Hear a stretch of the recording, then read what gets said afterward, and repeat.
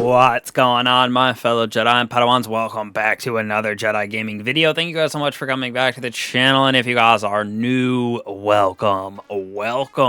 We are taking it to an arc build for the hunter here that jolts everything in our path using grenades in the Arcbolt fashion, as well as some nice Voltshot weapons to give us an infinite grenade recharge due to the newly buffed exotic in the lucky raspberry chest piece, which gives us that enhanced Arcbolt grenades, now allowing us to recharge it on those jolting targets, as well as collecting ionic traces. So all of that will be flowing, and you will be able to just annihilate everything in your path, feeling like Zeus or Thor. That exotic chest piece, looking at it right here, not too aesthetically pleasing, but let me tell you, this exotic perk in a probability matrix increases the chain capability of those arc grenades, damaging enemies with jolt lightning and collecting ionic traces. Both grant additional Arcbolt grenade energy. This allows us to spam those grenades, especially with the shock that we can have from the grenades themselves, jolting targets with some of our fragments. Those Arcbolts also stun overload champions and delay their health regen. This is without that spark of shock, which jolts the grenades themselves. So just alone, this thing can stun overloads and just insane on the amount of grenade energy you do get when you add that spark of shock to it. Now for our mods on the rest of our armor, we're going to go with Ashes to Assets so we can get that Gathering Storm very, very quickly with all the grenade defeats we are getting with Heavy Ammo Finder as well as Harmonic Siphon.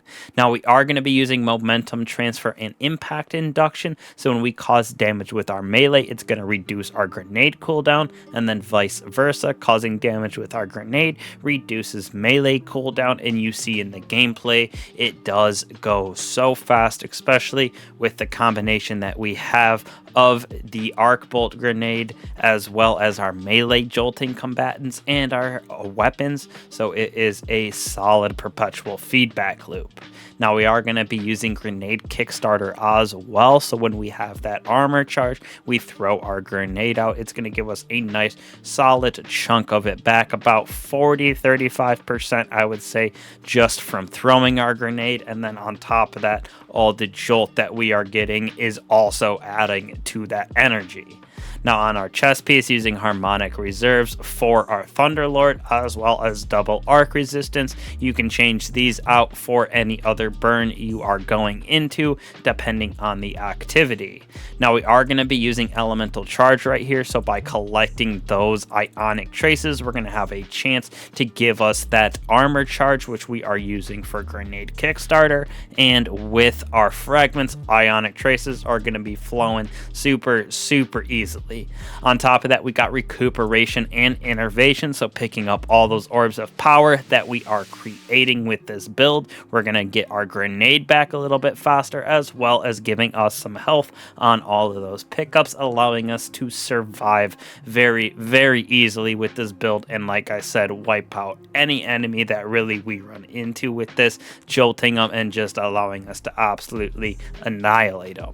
And then finally on our class item, a little bit more of those orbs being produced with Reaper as well as Double Bomber. So every time we dodge, we're going to create that orb of power on our next weapon defeat, as well as giving us even more grenade energy than we are getting. So you can see this build is all around those grenades, jolting targets and collecting those ionic traces.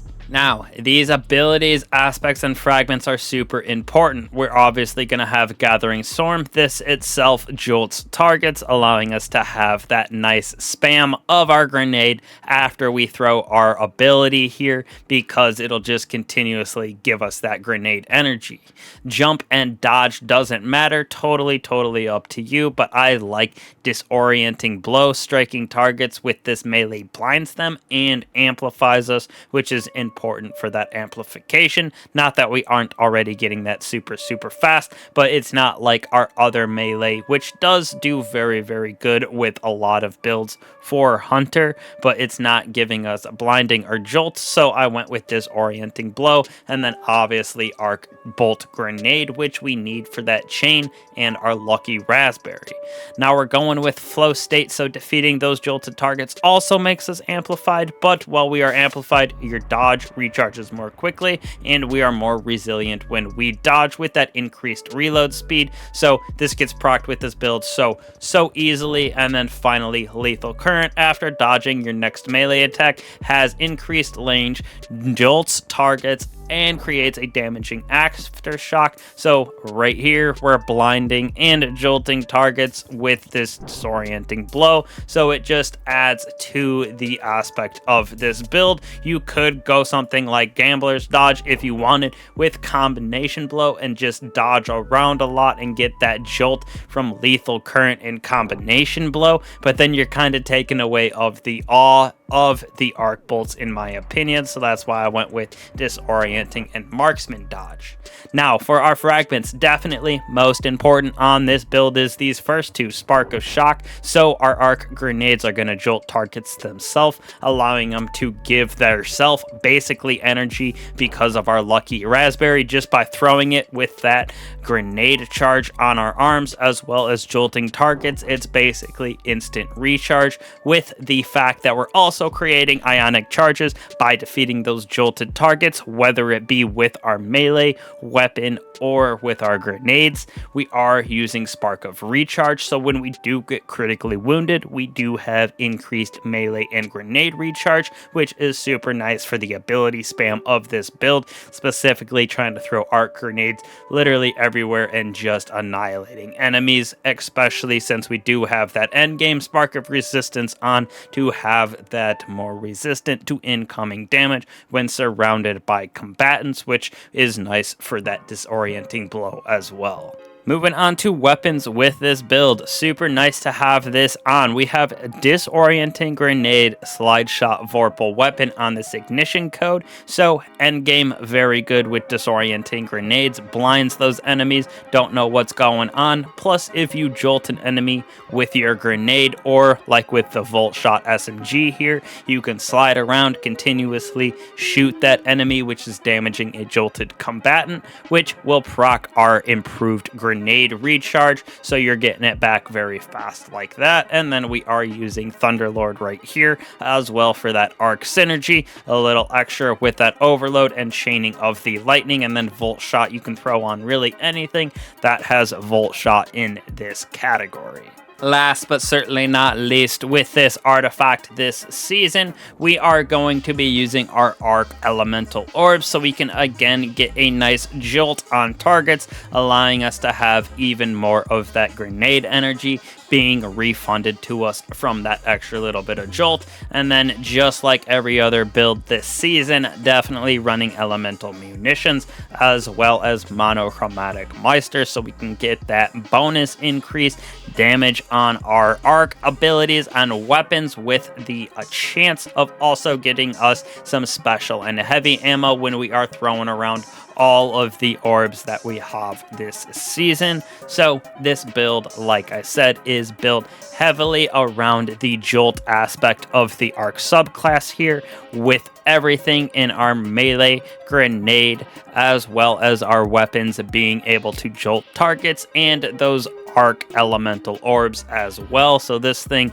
is flowing with ionic traces and that jolting aspect. Add clear has never been easier on a build, and that grenade energy recharge is basically instant in my personal opinion with this, especially if you're running around making sure that there are a lot of enemies like raids, add clear, stuff like that. This build is nasty. Plus you have that Gathering Storm to back you up and Thunderlord, so the DPS is also there for champions, endgame bosses, raid bosses. You can definitely take this build into basically any type of content you're going into. Might have to change out weapons slightly for GMs or if you're dealing with champions, but any content that you are just going into and dealing with your average enemies, mid-level content, this thing is definitely an S tier build and can be adapted pretty easily for that heavy endgame content like GMs.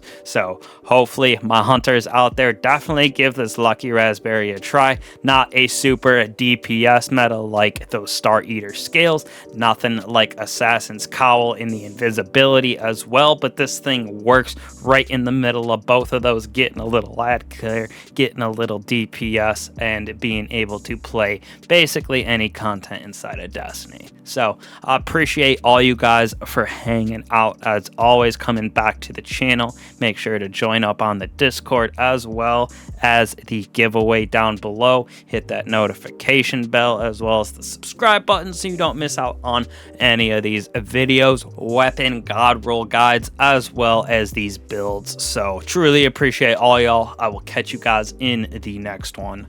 Peace.